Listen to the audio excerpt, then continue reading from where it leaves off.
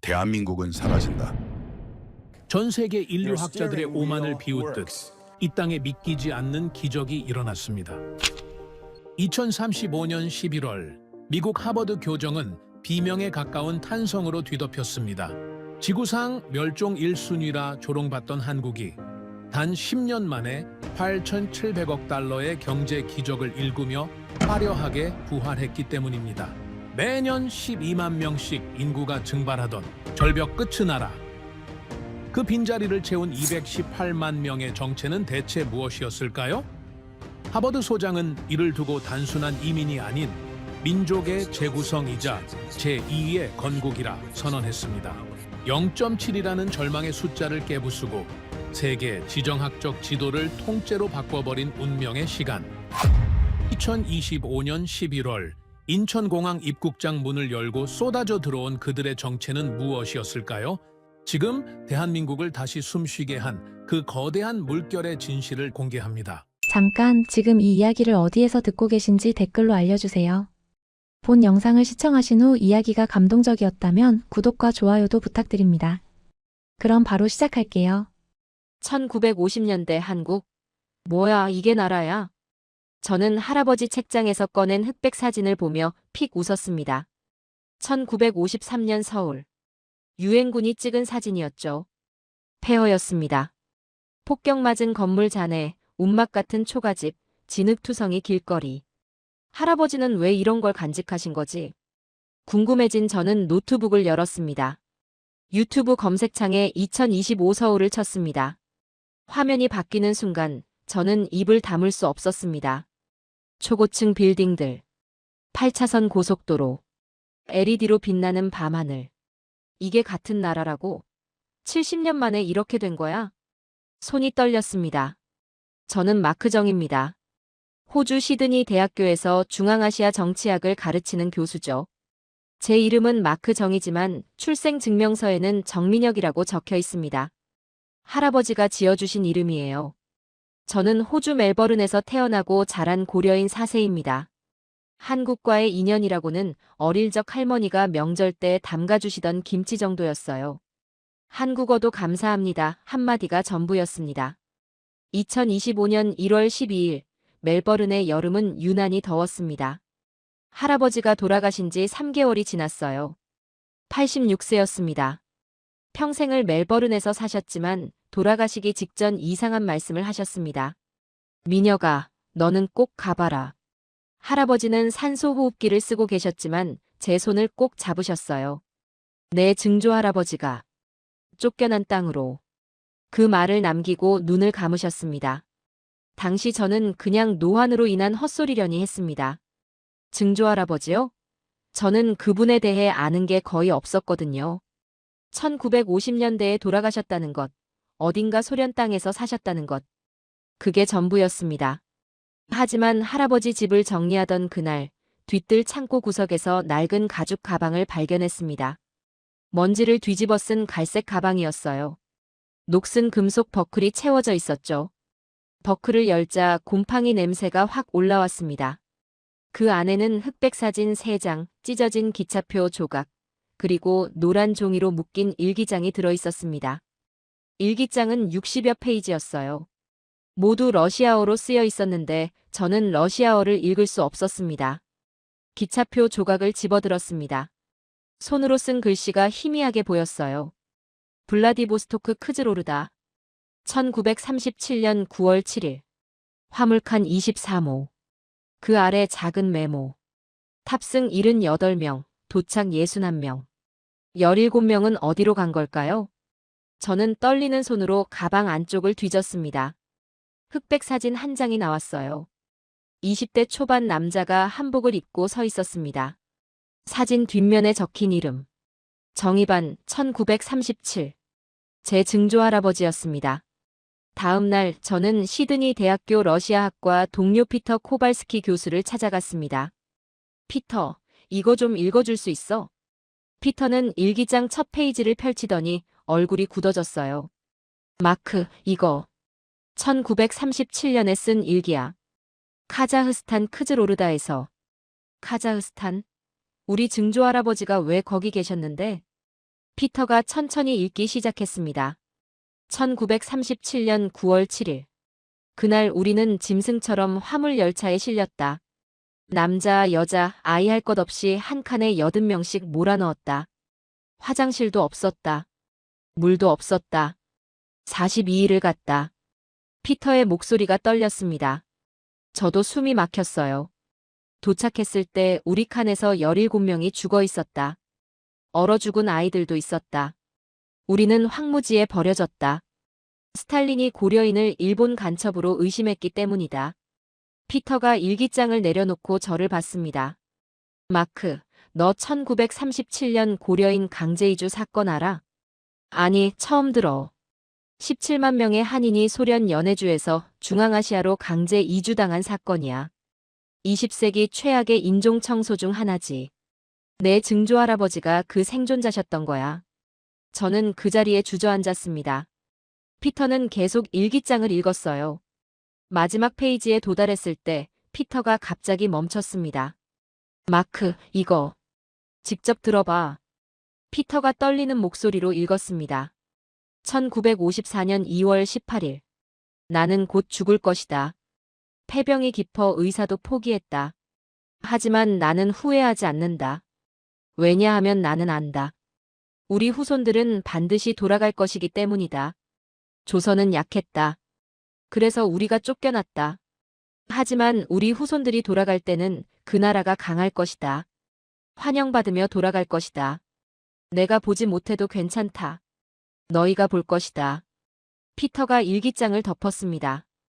그의 눈에 눈물이 고여 있었어요. 저도 울고 있었습니다. 저는 다시 1953년 서울 사진을 꺼내봤습니다. 그리고 노트북에 띄워놓은 2025년 서울 영상을. 폐허. 그리고 초고층 빌딩. 67달러. 그리고 38,000달러. 세계 최빈국. 그리고 세계 13위 경제대국. 증조할아버지의 예언이 맞았습니다. 피터, 지금 한국에서 무슨 일이 일어나고 있어? 혹시 중앙아시아 고려인들이 한국으로 가고 있거나 그런 거 있어? 피터가 잠시 생각하더니 대답했습니다. 작년 학회에서 들었는데 최근 몇 년간 고려인 귀환이 급증하고 있다는 논문이 있었어. 정확한 숫자는 모르겠지만 저는 그날 밤 잠을 이루지 못했습니다. 증조할아버지의 일기가 머릿속을 떠나지 않았어요.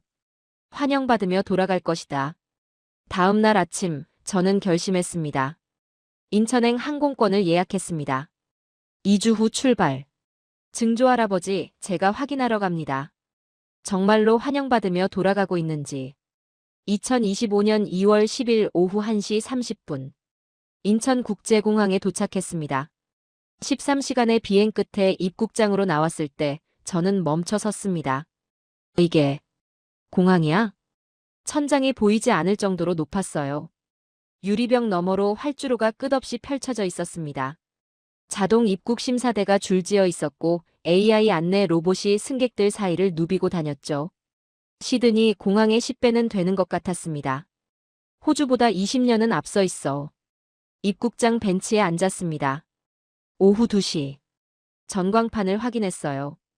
알마티발 KC 923편 14시 40분 도착 예정. 40분을 기다렸습니다. 안내방송이 흘러나왔습니다. 알마티발 KC 923편이 도착했습니다. 입국장 문이 열렸습니다. 30대 중반 남성이 나왔어요. 큰 캐리어 2개를 끄는 여성과 초등학생 2명이 따라왔습니다. 그 뒤로 또 다른 가족. 그 뒤로 또. 저는 숫자를 세기 시작했습니다. 20분 만에 35가족 약 170명이 나왔어요. 그때였습니다. 입국장 문 앞에서 80대 할머니가 갑자기 무릎을 꿇었습니다. 바닥에 이마를 대더니 입맞춤을 했어요. 옆에 있던 손자가 물었습니다. 할머니, 왜 울어요? 할머니가 떨리는 목소리로 대답했어요. 내가 몰라. 이게 우리 땅이야. 우리 할아버지, 할머니 땅이야. 저는 그 자리에서 눈물이 났습니다. 입국장을 나온 한 가족에게 다가갔습니다. 40대 초반 남성이 짐을 정리하고 있었어요. 실례합니다. 인터뷰 좀 해도 될까요? 남성은 유창한 한국어로 대답했습니다. 네, 괜찮습니다. 알마티에서 왔다고 했어요. 2주라고 했습니다. 다음 주부터 수원 삼성전자에서 일한다고 했죠. 공정 엔지니어로 15년 경력. 서류 봉투를 보여줬습니다. 장기 체류 비자 F4. 5년 후에는 시민권도 신청할 겁니다. 고려인 3세였어요. 할아버지가 1937년 강제 이주당했다고 했습니다. 그가 말했습니다. 할머니가 돌아가시기 전에 말씀하셨어요. 너는 갈 수 있겠구나. 우리 땅으로 돌아갈 수 있어. 목이 메었습니다. 증조 할아버지 일기가 떠올랐어요. 환영받아서 돌아갈 것이다. 오후 4시 20분 타슈켄트발 항공편 도착. 이번에는 145명. 오후 6시 비슈케크발 98명. 저는 공항 안내 데스크에서 확인했습니다. 중앙아시아 직항 하루 5편. 매일 이 정도라고 했어요. 계산했습니다. 한 편 평균 150명. 하루 750명. 1년이면 27만 명. 출입국 사무소 복도에서 직원을 만났습니다. 50대 초반 여성이었어요. 3년 전만 해도 아니었어요. 2023년부터 완전히 달라졌죠. 가족 단위가 많아지고 짐도 엄청 많아졌다고 했습니다. 정착하려는 거예요. 비자 서류, 은행 계좌, 학교 입학 신청서까지 다 준비해와요. 그녀가 목소리를 낮췄습니다. 3년 동안 여기서 일했는데 이렇게 고학력 이민자가 많은 건 처음이에요. 엔지니어, 의사, 교사. 그녀가 덧붙였습니다. 다들 표정이 비슷해요. 집에 온 사람 같은 표정이요. 오후 8시 공항을 나왔습니다. 대형 버스 3대가 대기하고 있었어요. 고려인 정착지원센터 팻말. 안산행, 광주행, 대전행. 한 직원에게 물었습니다. 매일 운행하나요?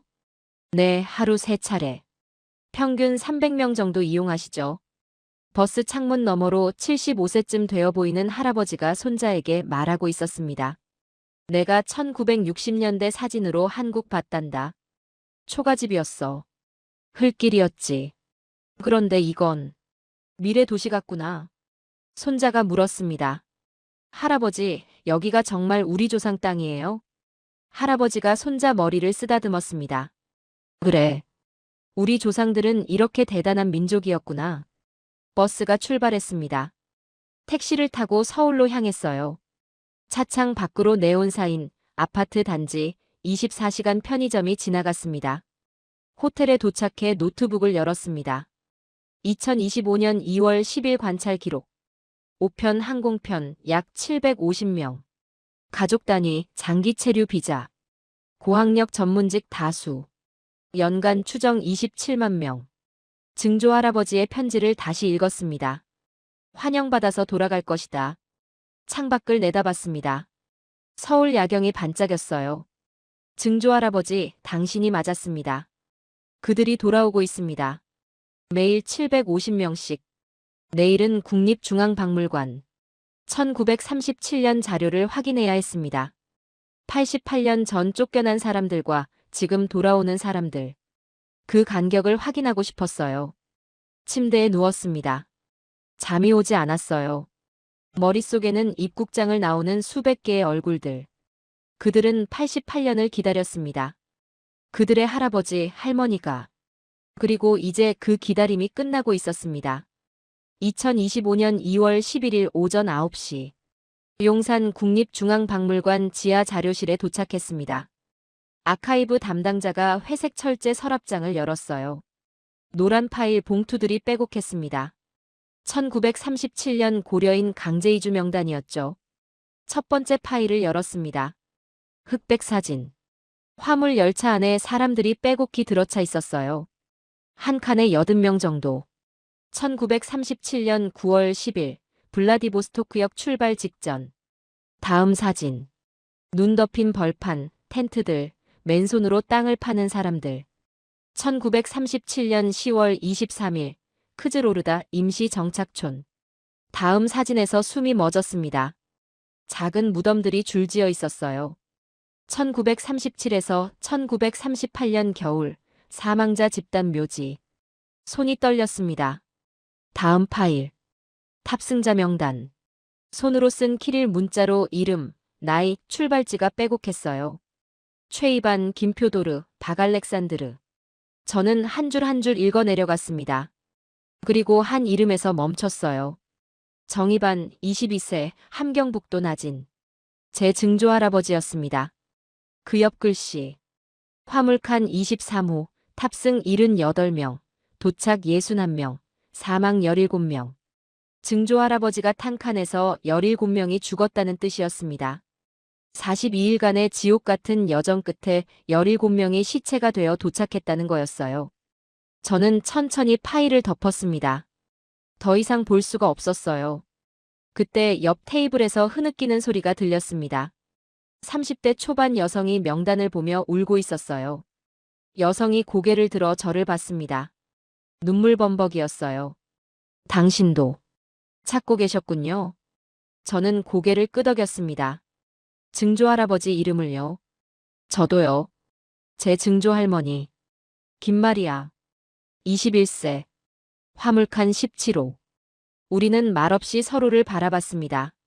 그리고 동시에 눈물이 쏟아졌어요. 담당자가 차를 권했습니다. 카페테리아로 갔어요. 여성의 이름은 소피아 김. 타슈켄트에서 3일 전에 왔다고 했습니다. 찾았어요. 화물칸 17호. 탑승 82명, 도착 68명. 14명이 죽었대요. 저도 제 이야기를 했습니다. 멜버른의 가방, 증조할아버지 일기, 인천공항에서 본 것들. 소피아가 조용히 말했습니다. 우리가 돌아오고 있어요. 88년 만에. 박물관을 나와 전쟁기념관으로 향했습니다. 2층 전시실, 1950, 60년대 코너. 한 사진 앞에서 멈췄습니다. 1953년 서울. 폭격 맞은 건물, 판잣집, 지늘길. 설명문 1953년 서울. 1인당 GDP 67달러. 세계 최빈국. 그 옆 사진. 2025년 서울. 초고층 빌딩, 8차선 도로, LED 야경. 2025년 서울. 1인당 GDP 38,000달러. 세계 13위. 67달러에서 38,000달러. 70년 만에 570배였습니다.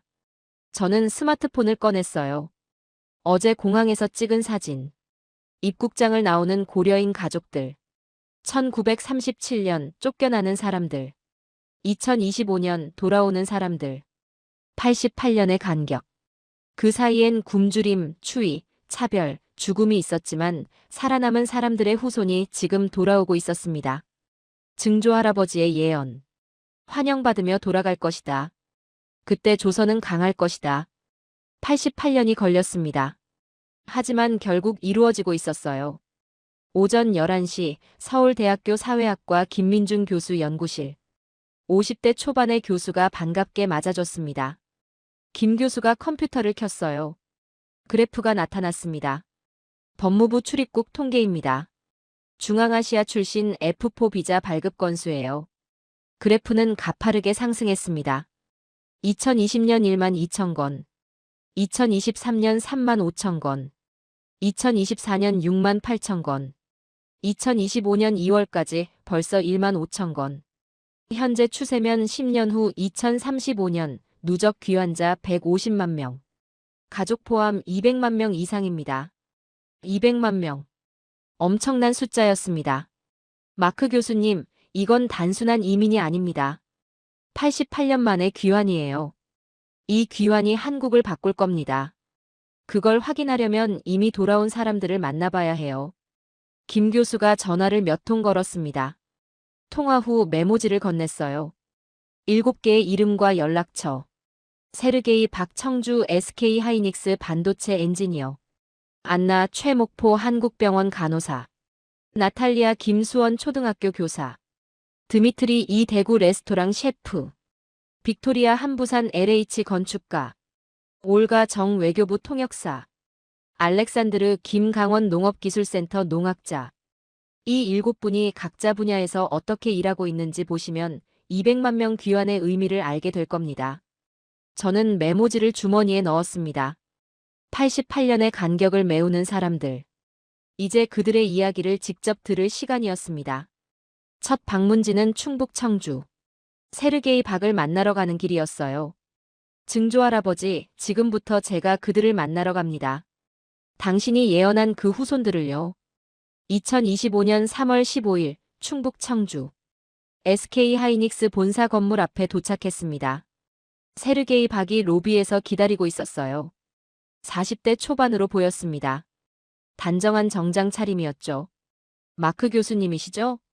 김민준 교수님께 연락받았습니다. 유창한 한국어였어요. 약간의 억양이 있었지만 거의 눈치챌 수 없을 정도였습니다. 우리는 사내 카페테리아로 갔어요. 세르게이가 커피를 마시며 이야기를 시작했습니다. 저는 알마티 출신입니다. 카자흐스탄 공과대학을 나왔고 15년간 반도체 공장에서 일했어요. 하지만 거기 기술은 솔직히 1990년대 수준이었습니다. 세르게이가 창밖을 바라봤어요. 제 할아버지는 기술자셨어요. 1937년 연해주에서 쫓겨날 때 공장에서 일하고 계셨죠. 하지만 카자흐스탄에서는 조선인이라는 이유로 승진을 못하셨습니다. 평생 말단 기술자로 사셨어요. 세르게이의 목소리가 낮아졌습니다. 할아버지는 돌아가시기 전에 제게 말씀하셨어요. 너는 기술자가 되지 말라고. 조선인은 아무리 잘해도 인정받지 못한다고. 하지만 저는 기술자가 됐습니다. 할아버지께 증명하고 싶었어요. 우리도 할 수 있다고. 세르게이가 저를 봤습니다. 2024년 SK 하이닉스에서 연락이 왔어요. 채용 제안이었습니다. 월급은 카자흐스탄의 6배였고 집도 제공한다고 했어요. 하지만 그게 중요한 게 아니었습니다. 제가 온 이유는 여기가 세계 최첨단이기 때문입니다. 세르게이가 일어났습니다. 보여드릴게요. 우리는 클린룸으로 향했어요. 방진복을 입고 에어샤워를 거쳐 들어갔습니다. 문이 열리는 순간 저는 숨이 멎었어요. 거대한 공간이었습니다. 천장까지 10m는 되어 보였어요. 수백 대의 장비가 빼곡히 들어차 있었고 노란 조명 아래서 엔지니어들이 일하고 있었습니다. 세르게이가 한 장비 앞에 섰습니다. 이게 EUV 노광 장비예요. 세계에서 가장 정밀한 반도체를 만드는 기계죠. 미국 인텔보다 3년 앞선 기술입니다. 세르게이의 눈이 반짝였어요. 교수님, 카자흐스탄에서 저는 20년 된 장비로 일했어요.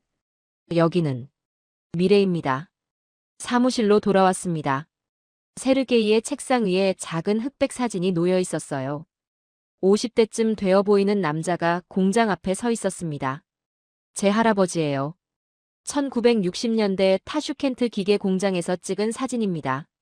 세르게이가 사진을 쓰다듬었습니다. 저는 매일 아침 출근하면 이 사진에 인사해요. 할아버지, 제가 기술자 됐어요. 그것도 세계 최고 수준의 기술자요. 할아버지가 되지 못한 그 기술자가 됐습니다. 세르게이의 눈에 눈물이 맺혔어요. 할아버지, 이제 우리는 인정받습니다. 일주일 후 3월 22일 전라남도 목포 한국병원에 도착했습니다. 안나 최는 30대 후반이었어요. 흰 가운을 입고 복도에서 저를 맞았습니다. 교수님, 죄송해요. 오늘 응급실이 바빠서 짧게밖에 시간을 못 내요. 우리는 병원 옥상 휴게실로 갔습니다. 안나가 자판기 커피를 뽑으며 말했어요. 저는 사할린 출신입니다. 유주노사할린스크 간호학교를 나왔어요. 10년간 거기서 일했죠. 안나가 커피를 홀짝였습니다. 사할린 병원은 열악했어요. 주사기도 재사용했고 붕대도 빨아서 다시 썼어요. 약도 늘 부족했죠. 제 할머니도 간호사가 되고 싶어 하셨대요. 1950년대 사할린에서요. 하지만 조선인이라서 학교에 못 갔답니다. 할머니는 평생 청소부로 일하셨어요. 병원 청소부요. 안나가 창밖을 바라봤습니다. 할머니는 돌아가시기 전에 제게 청진기를 주셨어요. 어디서 구하신 건지 모르겠지만 녹슨 청진기 하나를요. 그리고 말씀하셨어요. 내가 대신 이걸 쓰거라. 안나가 가운 주머니에서 낡은 청진기를 꺼냈습니다. 정말 오래된 물건이었어요. 저는 이걸 항상 가지고 다녀요. 실제로 쓰지는 못하지만요. 우리는 응급실로 내려갔습니다. 환자들이 계속 들어오고 있었어요. 안나가 한 침대로 갔습니다. 80대로 보이는 할머니 환자였어요. 안나가 혈압을 재고 차트를 확인했습니다. 할머니가 안나의 명찰을 보더니 물었습니다. 아가씨, 이름이 최예요? 외국 분이세요? 네, 할머니. 저 사할린에서 왔어요. 고려인이에요. 할머니의 눈이 커졌습니다. 그리고 갑자기 안나의 손을 꼭 잡았어요. 아이고, 고생했구나. 이제 왔구나. 할머니의 목소리가 떨렸습니다. 우리 6.25 때 다 죽을 뻔했어. 미군 부대에서 주는 밀가루로 연명했지. 그런데 이렇게 잘 살게 됐어. 병원도 이렇게 좋아졌고. 할머니가 안나 손을 두 손으로 감쌌습니다. 우리나라가 이렇게 좋아진 거 다 너희 할아버지, 할머니 덕분이야. 그분들이 고생하신 덕분에 우리가 여기까지 온 거야. 너희도 이제 잘 살아라. 할머니가 눈물을 흘렸습니다. 안나도 울고 있었어요. 저도 목이 메었습니다. 안나가 할머니 손을 놓지 않은 채 말했습니다. 할머니, 제가 왔어요. 88년 만에 왔어요. 복도로 나왔습니다. 안나가 눈물을 닦았어요. 교수님, 이게 제가 여기 온 이유예요. 할머니의 꿈을 이루려고요. 그리고 안나가 저를 봤습니다. 여기는 제가 환자를 진짜 치료할 수 있는 곳이에요. CT는 30초 만에 결과가 나와요. AI가 진단을 도와줘요. 약도 충분하고 장비도 최신이에요. 사할린에서는 꿈도 못 꿨던 거예요.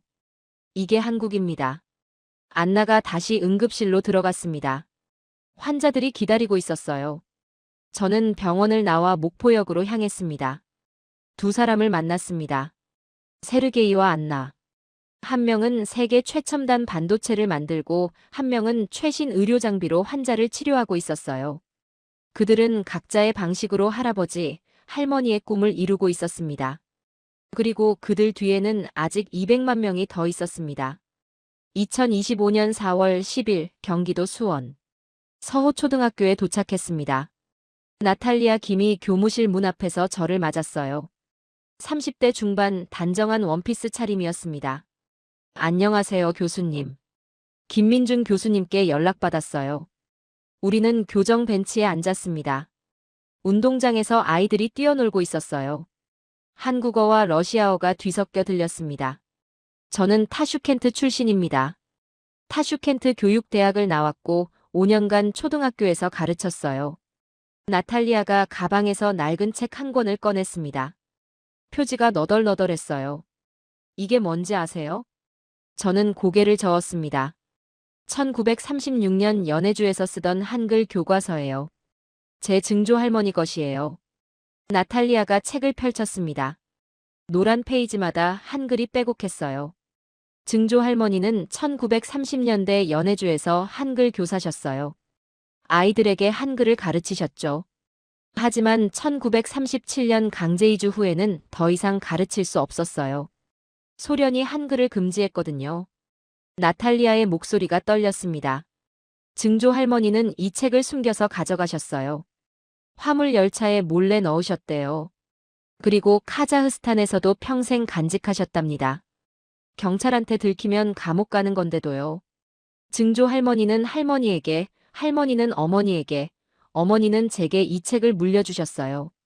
그리고 말씀하셨어요. 언젠가 우리 후손 중 누군가는 다시 한글을 가르치게 될 거라고.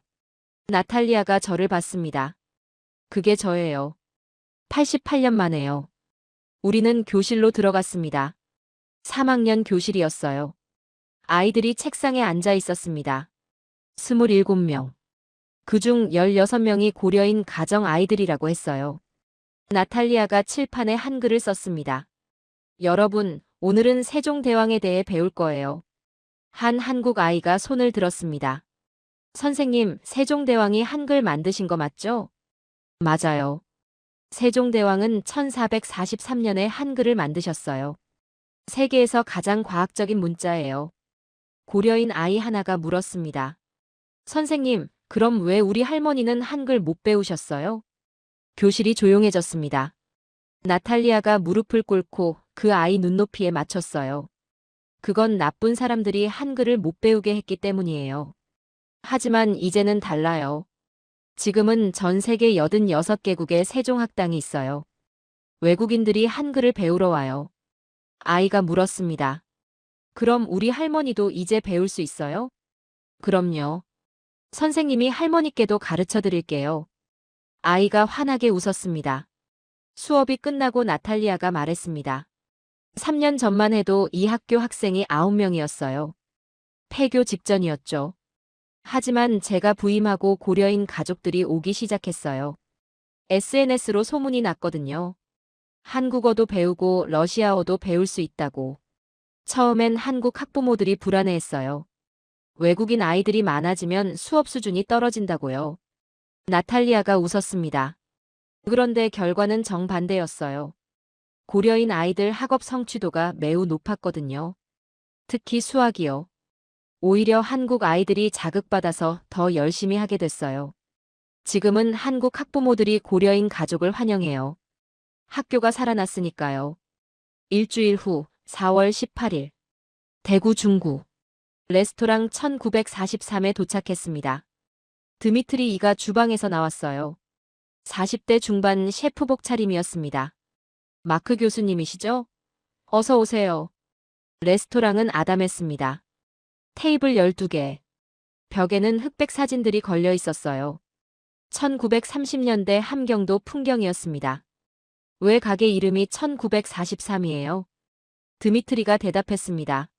제 할아버지가 1943년 함경북도를 떠나신 해예요. 강제 이주는 1937년이었지만 할아버지는 1943년에 추가로 이주당하셨거든요. 드미트리가 주방으로 저를 안내했습니다. 조리대 위에 낡은 공책이 놓여 있었어요. 이게 할아버지 레시피 공책이에요. 1930년대 함경도 음식들이죠. 공책을 펼쳤습니다. 손으로 그린 음식 그림들, 키릴 문자로 적힌 조리법. 명태 식혜, 가자미 식혜, 함흥냉면, 감자만두. 할아버지는 비슈케크에서 평생 이 음식들을 만드셨어요. 하지만 재료가 없어서 제대로 못 만드셨죠. 그래도 포기하지 않으셨어요. 기억이라도 남겨야 한다고 하시면서요. 드미트리가 냉장고를 열었습니다. 이게 1930년대 함경도 고추장 레시피예요. 할아버지 공책에 나와요. 3년 동안 연구해서 재현했어요. 드미트리가 요리를 시작했습니다. 명태 식혜였어요. 발효된 생선 특유의 향이 올라왔습니다. 15분 후 요리가 완성됐어요. 저는 한 입 먹어봤습니다. 어떠세요? 시큼하면서도 감칠맛이 나네요. 처음 먹어보는 맛이에요. 이게 88년 전 함경도 맛입니다. 쫓겨났지만 사라지지 않은 맛이에요. 드미트리가 말했습니다. 작년 12월 미슐랭 평가단이 왔어요. 프랑스 사람이었죠. 명태 식혜를 먹더니 이렇게 말하더라고요. 이 맛은 어디서도 못 먹어봤다고. 한국 음식이 이렇게 깊었냐고. 미슐랭 1스타를 받았어요. 6개월 만에요. 드미트리가 창밖을 바라봤습니다. 매주 금요일 오후 저는 대구 서구 노인정에 가요. 무료 배식이에요. 90세 넘은 할머니, 할아버지들이 계세요. 한 할머니가 명태 식혜를 드시더니 우셨어요. 아이고, 이게 내가 어릴 때 먹던 맛이야. 88년 만에 다시 먹네. 그러시면서요. 할머니가 제 손을 잡고 말씀하셨어요. 고맙다, 우리 것을 지켜줘서. 드미트리의 눈에 눈물이 맺혔습니다. 교수님, 저는 음식을 되살리는 게 아니에요. 기억을 되살리는 거예요. 88년 전 쫓겨난 사람들의 기억을요. 레스토랑을 나왔습니다. 대구 거리는 활기찼어요.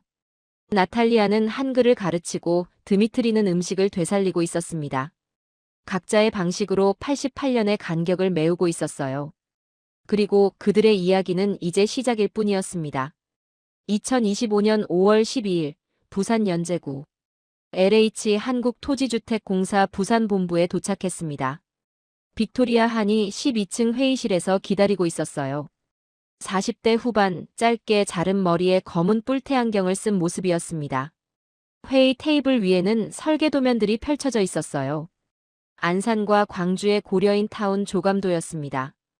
우랄 출신입니다.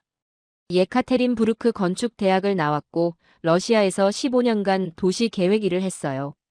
빅토리아가 조감도를 가리켰습니다. 이게 제가 설계한 안산 고려인 타운이에요. 300가구 규모죠. 작년 8월에 완공됐어요. 조감도를 자세히 봤습니다. 한국식 아파트 단지였지만 뭔가 달라 보였어요. 각 동마다 1층에 공동 주방이 있어요. 중앙아시아에서는 대가족이 함께 모여 요리하는 문화가 있거든요. 옥상에는 공동 텃밭도 만들었어요. 단지 중앙에는 커뮤니티 센터가 있고요. 러시아어 도서관, 한국어 교육실, 다목적 홀, 그리고 작은 예배당과 기도실도 있어요.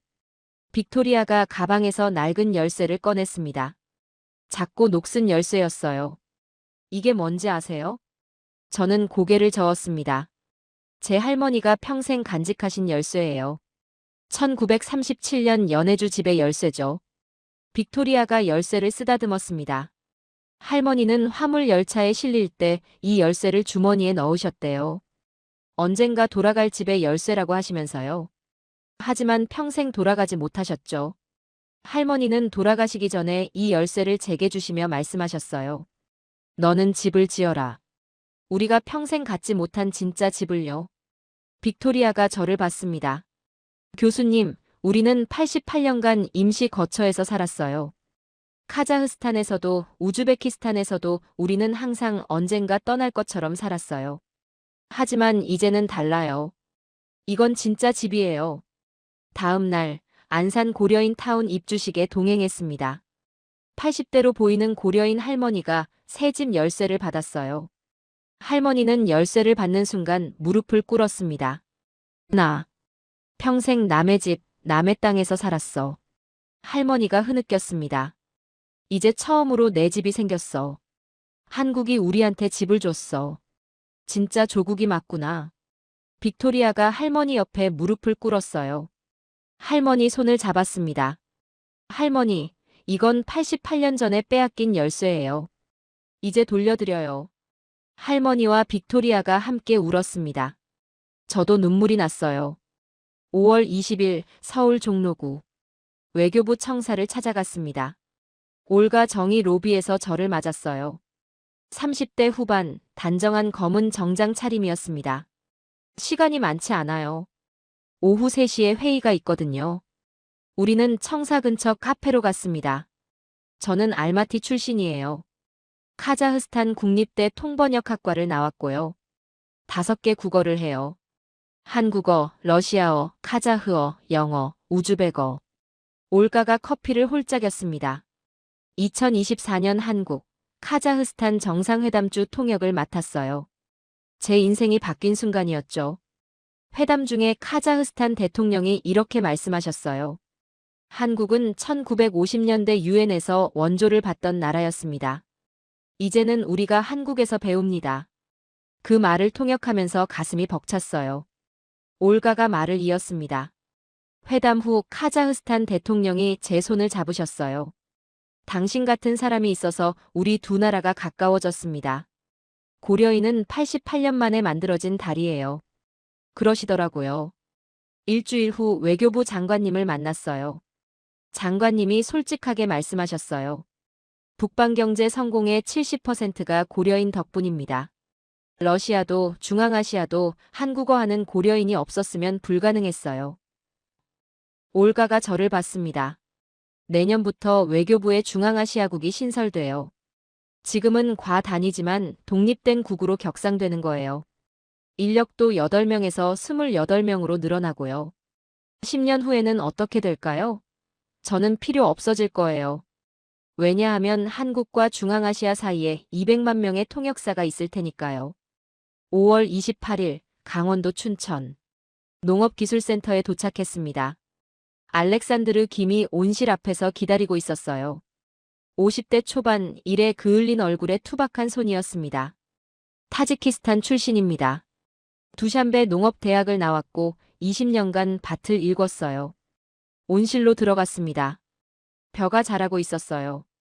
하지만 일반 벼와 달라 보였습니다.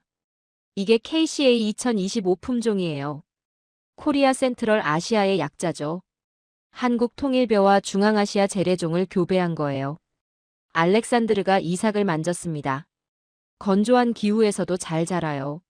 물 사용량은 일반 벼의 60%만 필요하고요. 수확량은 3배예요. 작년 카자흐스탄 알마티 근교에서 시험 재배했어요. 결과는 놀라웠죠. 현지 농부가 울었어요. 우리 할아버지 때부터 이 땅에서 쌀 농사는 꿈도 못 꿨는데 한국이 우리 꿈을 현실로 만들었다고요. 알렉산드르가 주머니에서 작은 유리병을 꺼냈습니다. 안에 쌀알 몇 개가 들어있었어요. 이게 제 할아버지가 마지막까지 간직하신 쌀이에요. 1937년 연해주에서 가져오신 거죠. 할아버지는 중앙아시아에서 쌀 농사를 하고 싶어 하셨지만 물이 없어서 못 하셨어요.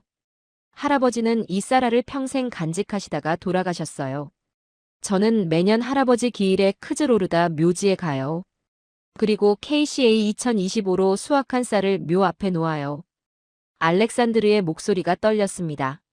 할아버지, 이제 이 땅에서 쌀이 나옵니다. 할아버지가 못 드신 그 쌀이요. 온실을 나왔습니다. 춘천 들판이 펼쳐져 있었어요. 세 사람을 만났습니다. 빅토리아는 집을 짓고 올가는 다리를 놓고 알렉산드르는 쌀을 키우고 있었어요. 각자의 방식으로 88년의 꿈을 이루고 있었습니다. 이제 7명을 모두 만났어요. 다음은 그들을 한자리에 모을 시간이었습니다. 2025년 11월 15일 서울 용산 전쟁기념관 특별전시실. 저는 일주일 전부터 준비했습니다. 1937, 2025 환영받은 귀환 사진전을 기획했어요. 왼쪽 벽면에는 1937년 화물열차 사진, 오른쪽에는 2025년 인천공항 사진을 나란히 걸었습니다. 7명에게 초청장을 보냈어요. 오후 3시. 사람들이 하나둘 도착하기 시작했습니다. 세르게이가 청주에서 새벽 기차를 타고 왔어요. 안나는 목포에서 5시간, 나탈리아는 수원에서, 드미트리는 대구에서, 빅토리아는 부산에서, 올가는 외교부에서, 알렉산드르는 춘천에서 왔습니다. 7명이 모두 모였습니다. 저는 그들을 중앙 테이블로 안내했어요. 각자 가져온 유품을 테이블 위에 놓아주세요. 세르게이가 녹슨 렌치를 꺼냈습니다. 할아버지가 사용하던 연장이었어요. 안나는 할머니의 청진기, 나탈리아는 한글 교과서, 드미트리는 레시피 공책, 빅토리아는 집 열쇠, 올가는 1945년 편지, 알렉산드르는 쌀병을 내려놓았습니다. 테이블 위에 7개의 유품이 놓였어요. 침묵이 흘렀습니다. 길고 무거운 침묵. 88년의 세월이 담긴 침묵이었습니다. 세르게이가 먼저 입을 열었어요. 우리 할아버지들이 여기 계시네요. 나탈리아가 눈물을 닦았습니다. 저는 혼자인 줄 알았어요. 아니었네요. 드미트리가 말했습니다. 우리는 혼자가 아닙니다. 우리 뒤에는 200만 명이 있어요. 7명이 일어나 테이블 앞에 나란히 섰습니다. 한 사람씩 말하기 시작했어요. 세르게이 할아버지, 제가 기술자 됐어요. 안나 할머니, 제가 간호사 됐어요. 나탈리아 증조 할머니, 다시 한글 가르쳐요. 드미트리 할아버지, 당신 음식이 살아났어요. 빅토리아 할머니, 집 열쇠 돌려받았어요. 올가 편지를 전달했어요. 88년 늦었지만. 알렉산드르 할아버지, 쌀 농사 지어요. 7명이 함께 외쳤습니다. 대한독립 만세. 3번 외쳤습니다. 목소리가 전시실에 울려 퍼졌어요. 그때 전시실 문이 열렸습니다. 90대 할아버지가 지팡이를 짚고 들어오셨어요. 가슴에 6.25 참전용사 배지가 달려 있었습니다. 누가 만세를 불러? 세르게이가 대답했습니다. 저희가 불렀습니다. 저희는 고려인입니다. 1937년 쫓겨난 사람들의 후손이에요. 할아버지의 눈에 눈물이 고였어요. 아, 그래, 너희가 돌아왔구나. 나는 1950년에 여기 왔어. 그때는 아무것도 없었어. 폭격 맞아서 다 타버렸지. 근데 지금 이렇게 됐어. 내가 목숨 걸고 지킨 보람이 있네. 너희들이 돌아올 나라가 됐으니. 할아버지가 말씀하셨습니다. 같이 만세 부르자. 8명이 함께 외쳤습니다. 대한독립 만세. 대한독립 만세. 대한독립 만세. 전시실이 울음바다가 됐습니다. 세르게이가 제안했어요. 우리 정기적으로 만나요. 3개월에 한 번씩. 그리고 우리 뒤에 오는 사람들을 도와줘요. 모두가 동의했습니다. 막심이 스마트폰을 꺼냈어요. 단체 채팅방 만들까요? 이름은 88년의 귀환으로요. 웃음이 터졌습니다. 해가 지기 시작했어요. 서울의 노을이 창으로 들어왔습니다. 드미트리가 말했습니다. 우리는 시작입니다. 200만 명의 시작이에요. 알렉산드르가 창밖을 바라보며 말했어요. 10년 후에는 우리가 특별하지 않게 될 거예요. 왜냐하면 우리 같은 사람이 200만 명이 될 테니까요. 밤 9시까지 그곳에 머물렀습니다. 각자의 이야기를 나누고 웃고 울고 계획을 세웠어요. 전시실을 나서며 세르게이가 제 어깨에 손을 얹었습니다. 마크 교수님, 당신도 우리 중 하나예요. 호주에 살지만 당신도 고려인 후손이잖아요. 저는 놀랐습니다. 그동안 저는 관찰자라고 생각했거든요. 하지만 세르게이 말이 맞았습니다. 저도 그들 중 하나였습니다. 증조 할아버지, 제가 확인했습니다. 당신의 예언이 이루어지고 있습니다. 88년 만에 환영받으며 사람으로서 돌아오고 있습니다. 2035년 9월 7일. 카자흐스탄 크즈로르다. 저는 57세가 되어 있었습니다.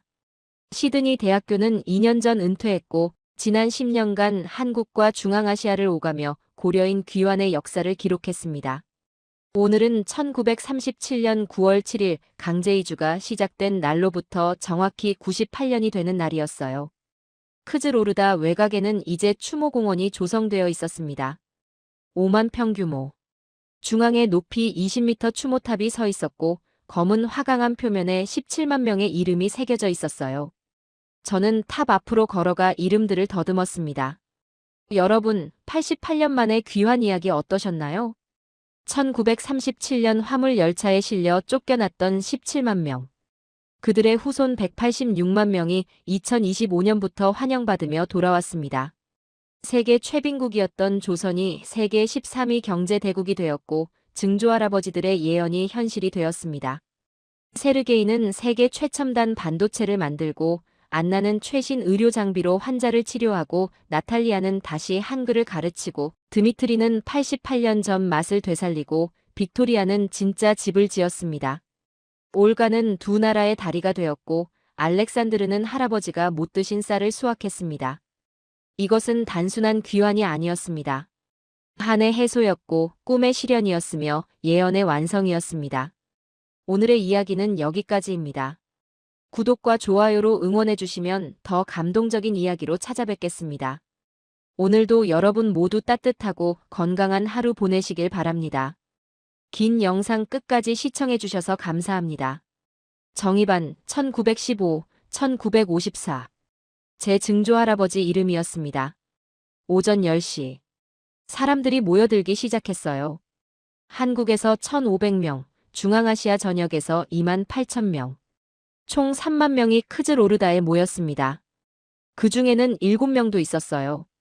세르게이는 SK 하이닉스 상무이사, 안나는 목포시 보건소장, 나탈리아는 경기도 교육청 과장, 드미트리는 1943 레스토랑 12개 지점 운영, 빅토리아는 LH 본부장, 올가는 외교부 국장, 알렉산드르는 농진청 실장이 되어 있었습니다. 오전 11시. 추모 제막식이 시작됐어요. 한국 대통령 특사가 연단에 올랐습니다. 1937년 9월 7일 17만 명의 한인이 이곳에 버려졌습니다. 98년 후 그들의 후손이 돌아왔습니다. 2025년부터 2035년까지 10년간 186만 명의 고려인이 대한민국으로 귀환했습니다. 당신들의 예언이 실현됐습니다. 3만 명의 박수가 시리다리아 강에 울려 퍼졌어요. 추모비가 제막됐습니다. 흰 대리석에 새겨진 문구. 1937년 당신들은 쫓겨났습니다. 2025년 우리는 돌아왔습니다. 당신들의 예언대로 환영받아서 사람으로서 저는 연단에 올라 기조연설을 했습니다. 1953년 한국은 세계 최빈국이었습니다. 1인당 GDP 67달러. 2025년 고려인들이 선택한 나라는 세계 13위 경제 대국이었습니다. 고려인들은 돈 때문에 온 게 아닙니다. 조상의 나라가 강해졌기 때문입니다. 10년간 186만 명이 귀환했습니다. 고려인 창업기업 1만 4,200개, 고용 창출 52만 개, 폐교 320개 재개교, 2033년 한 중앙아시아 FTA 체결, 경제권 규모 9,200억 달러입니다. 유엔 사무총장이 축사를 했어요. 한국은 유일합니다. 70년 만에 최빈국에서 선진국이 된 나라. 고려인 귀환은 21세기 최대 평화적 이주입니다. 이것이 가능했던 이유는 한국이 그들을 존중했기 때문입니다. 오후 2시. 시리다리아 강변. 7명과 저 8명이 강가로 갔습니다. 알렉산드르가 쌀 한 포대를 가져왔어요. 이게 KCA 2025 품종입니다. 올해 중앙아시아에서 200만 톤 수확했어요. 8명이 함께 쌀을 강물에 뿌렸습니다. 할아버지, 드세요.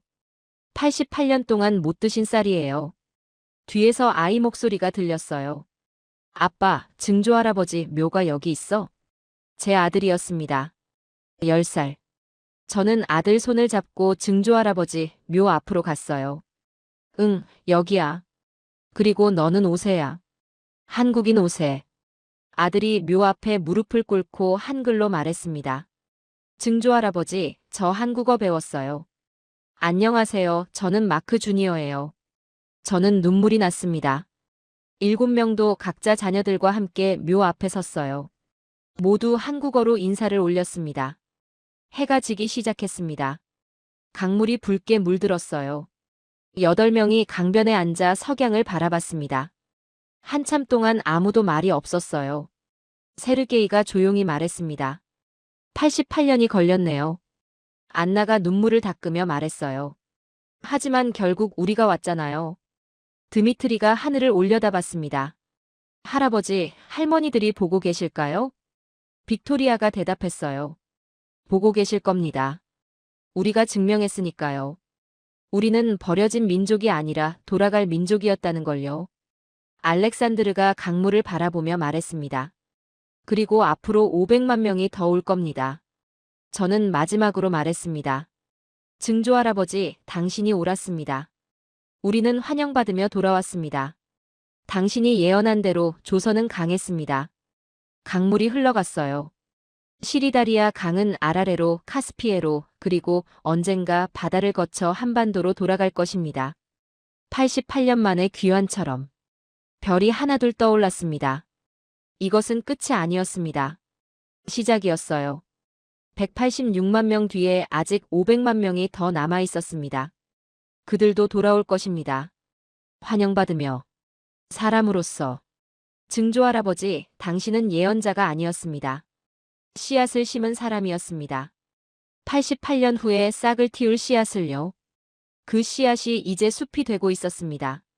여러분, 88년 만에 귀환 이야기 어떠셨나요? 1937년 화물 열차에 실려 쫓겨났던 17만 명. 그들의 후손 186만 명이 2025년부터 환영받으며 돌아왔습니다.